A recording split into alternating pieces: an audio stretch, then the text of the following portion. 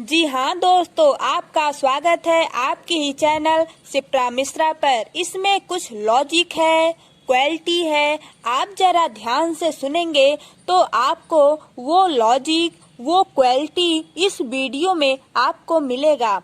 तो chapter number 8 आज जो हम आपको बताएंगे वो बहुत ही इम्पोर्टेंट टॉपिक है। ठीक है, इसको आप देख के ही जाइएगा, क्योंकि अगर आपको ये सब नहीं पता रहेगा तो आप क्वाड्रिलेटरल सॉल्व नहीं कर पाओगे। तो ये वाला जो नोट्स है ये हम इसके पहले वाला जो वीडियो है उसमें आपको हम बता चुके हैं। तो अब आपको हम फिर से रिवीजन करेंगे थोड़ा सा। That clear? अब देखो notes. A square, rectangle and rhombus are called a parallelogram।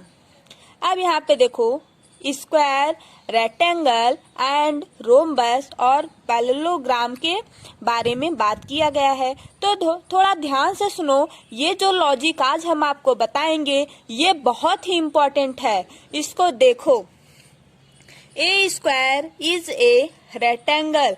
जो स्क्वायर होता है उसको हम रेक्टेंगल बोल सकते हैं। A square is a rectangle. Second आता है a square is a rhombus.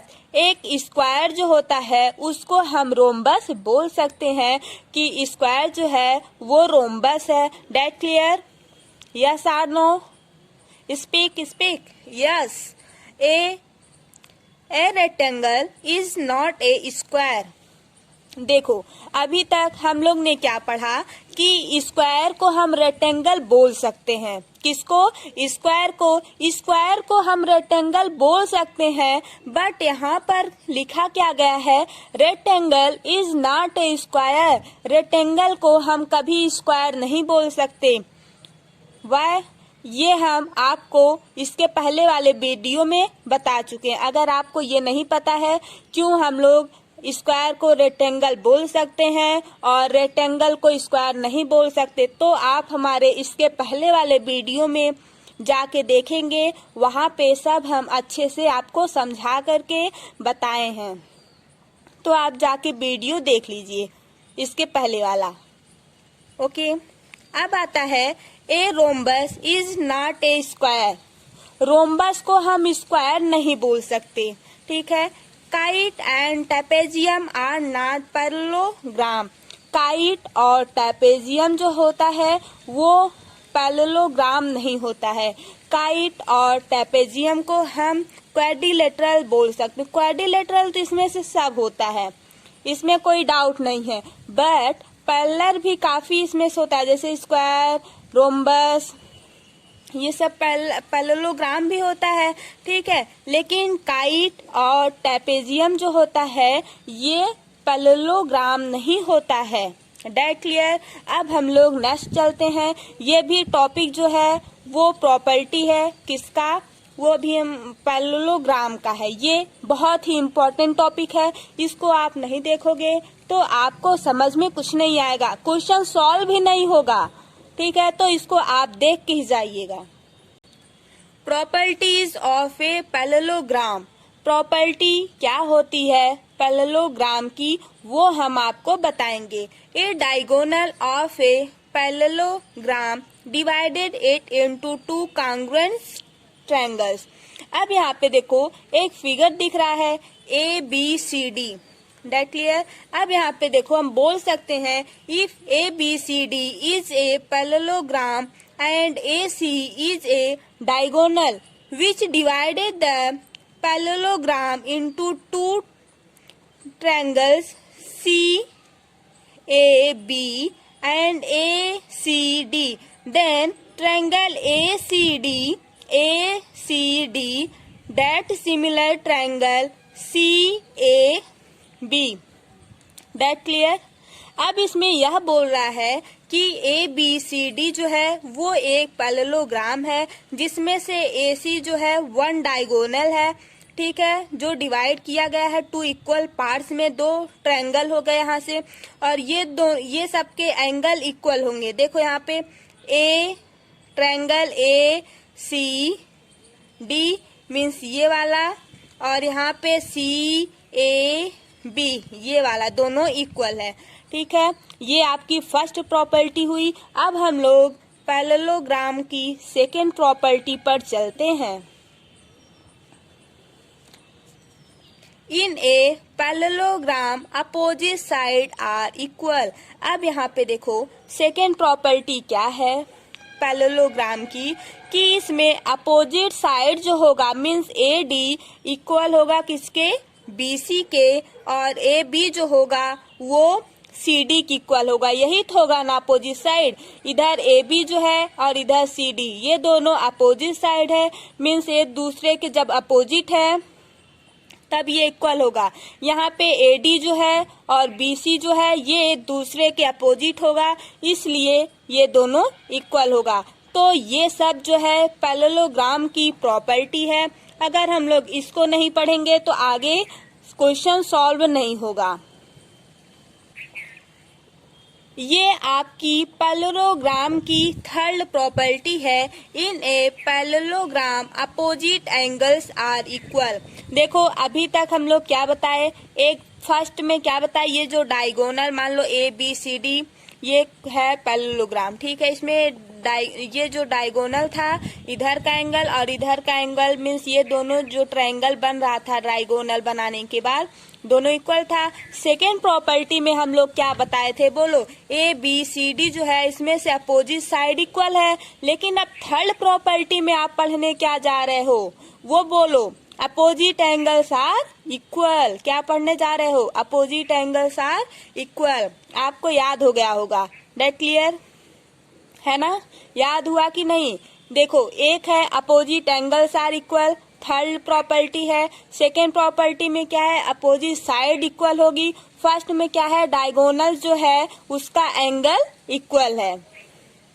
अब यहाँ पे देखो, if A B C D is a parallelogram then angle A जो है वो एंगल सी की इक्वल है। अपोजिट एंगल इक्वल मीन्स इसके अपोजिट ये है, बी के अपोजिट डी है। तो ये जो ए के अपोजिट सी है वो अगर ए मान लो 50 डिग्री है, ठीक, तो सी भी 50 डिग्री होगा।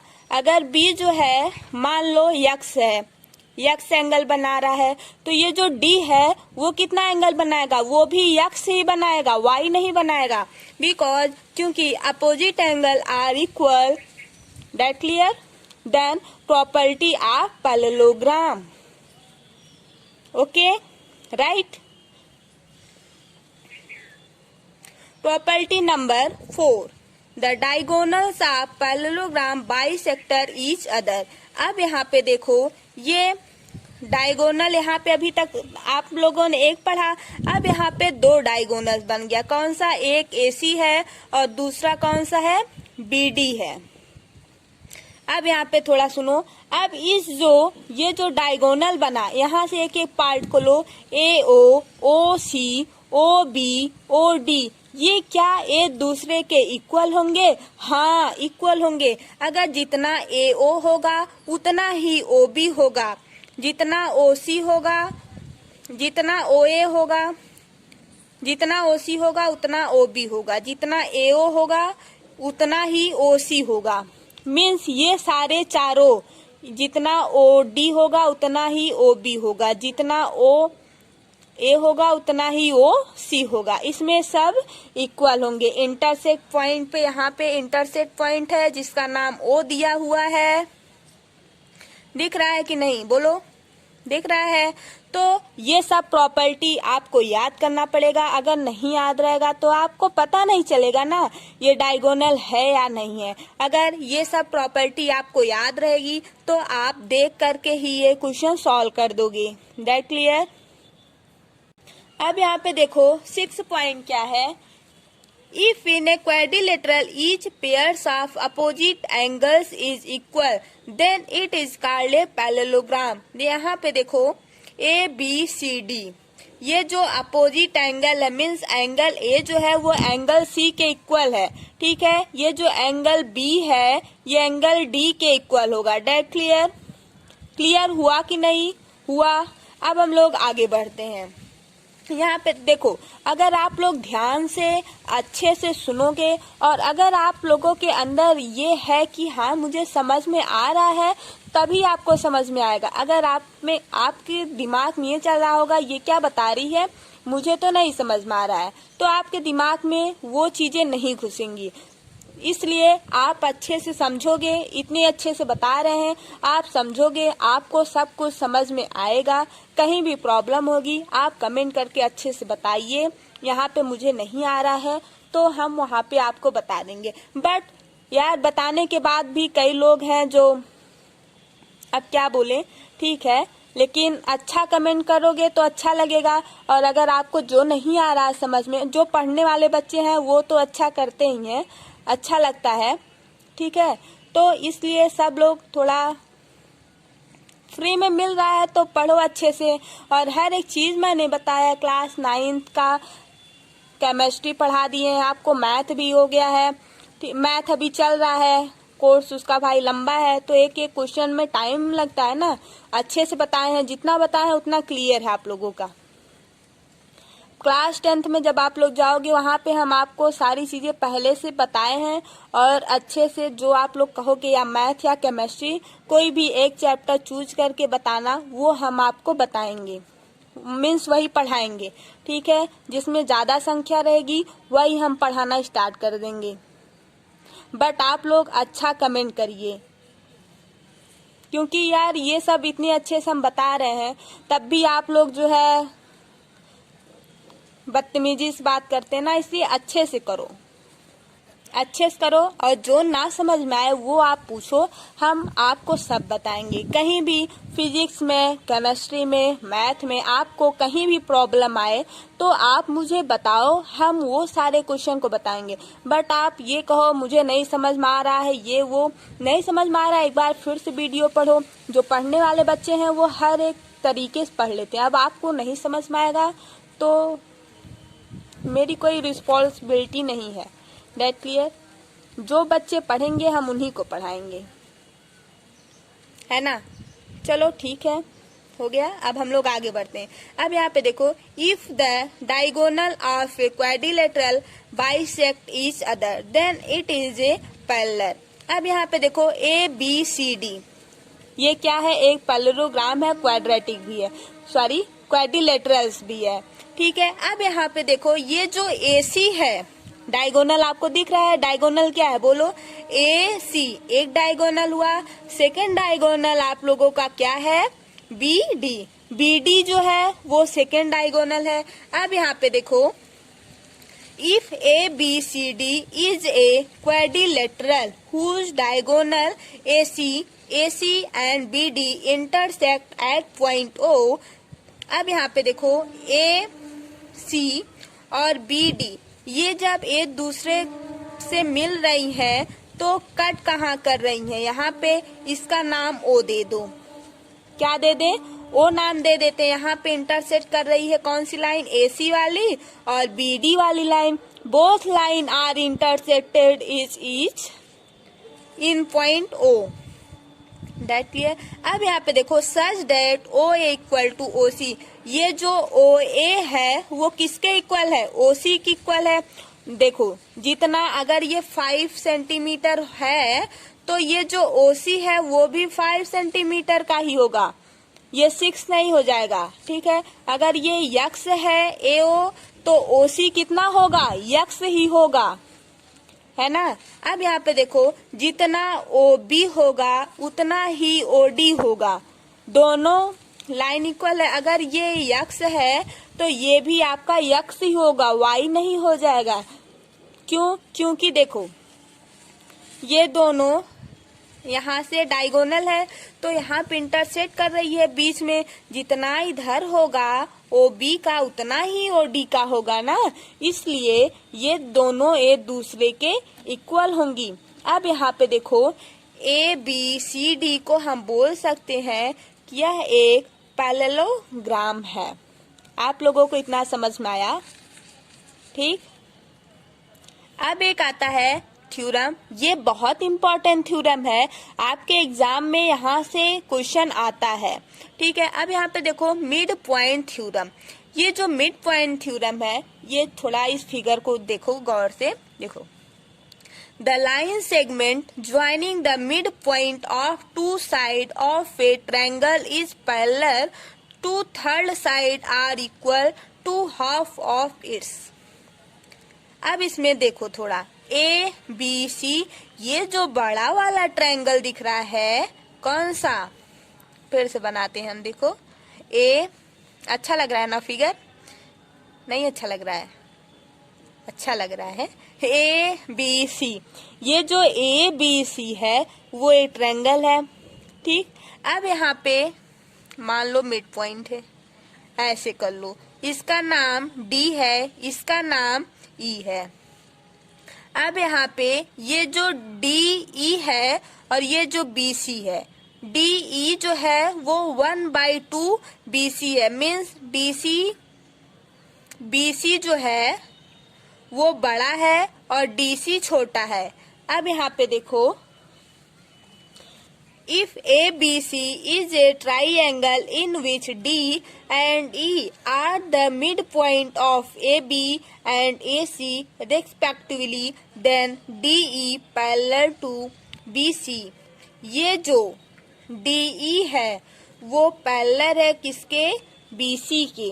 क्यों, क्योंकि देखो ये एक लाइन है और ये दूसरी लाइन है, तो ये लाइन इस लाइन के पैरेलल है, क्योंकि यहाँ पे अगर लाइन खींचोगे 90 डिग्री बन रहा है ना, तो ये पैरेलल है।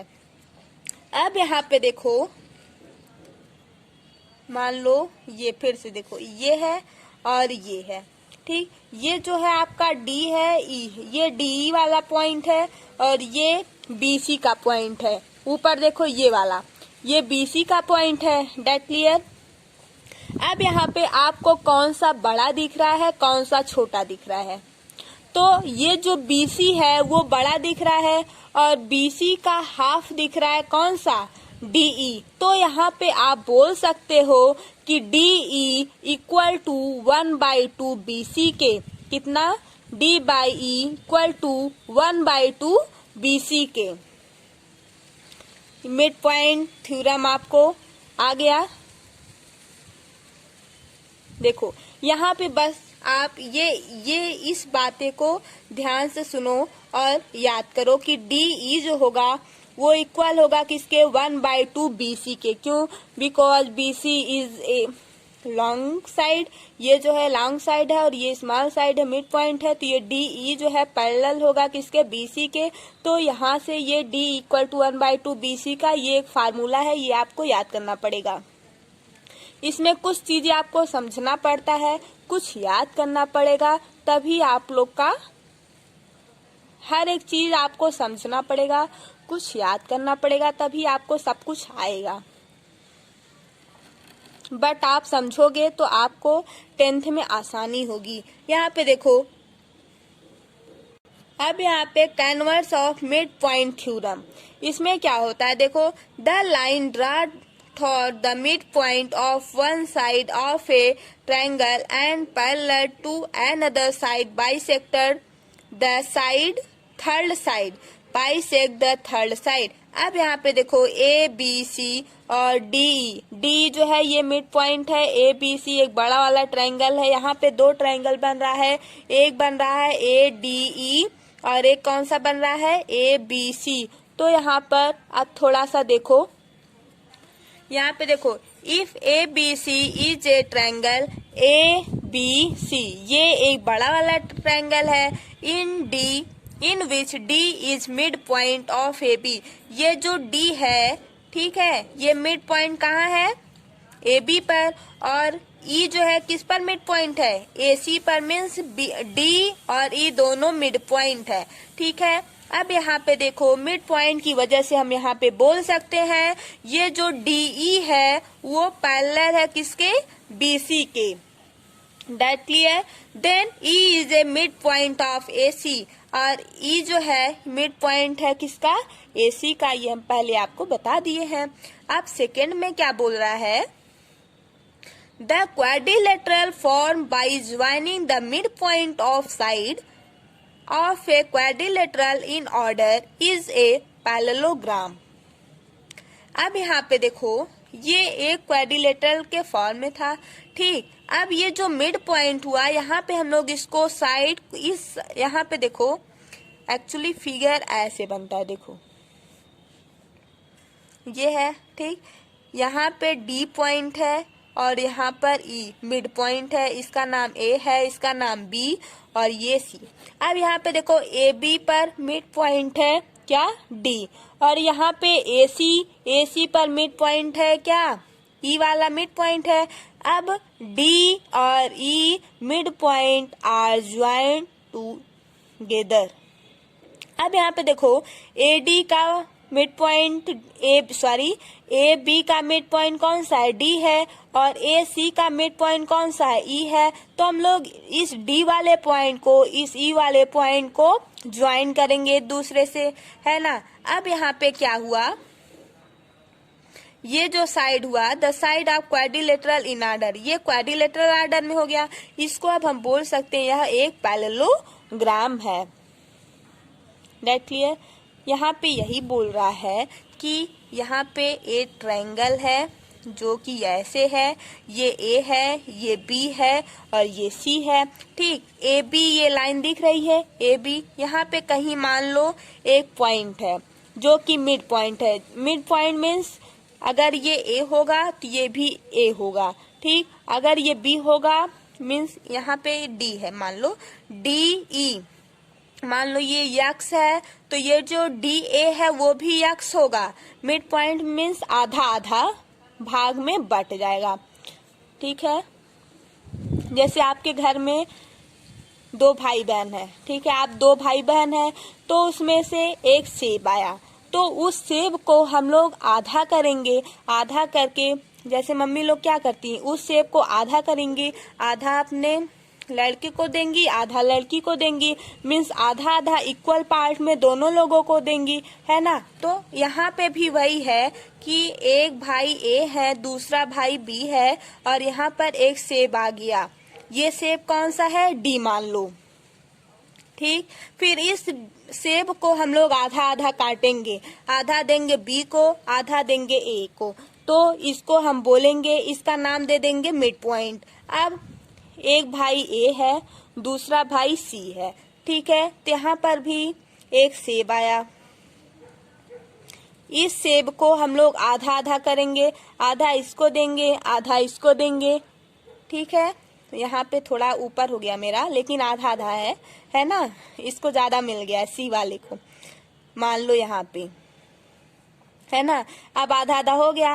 अब आधा जो है इसका नाम ई रख लो, आधा हम ए को देंगे सेब और आधा सेब हम सी को देंगे, दोनों इक्वल पार्ट में हुआ, तो इसी को हम लोग बोलते हैं कि mid point. Mid point means होता यही है कि इक्वल पार्ट।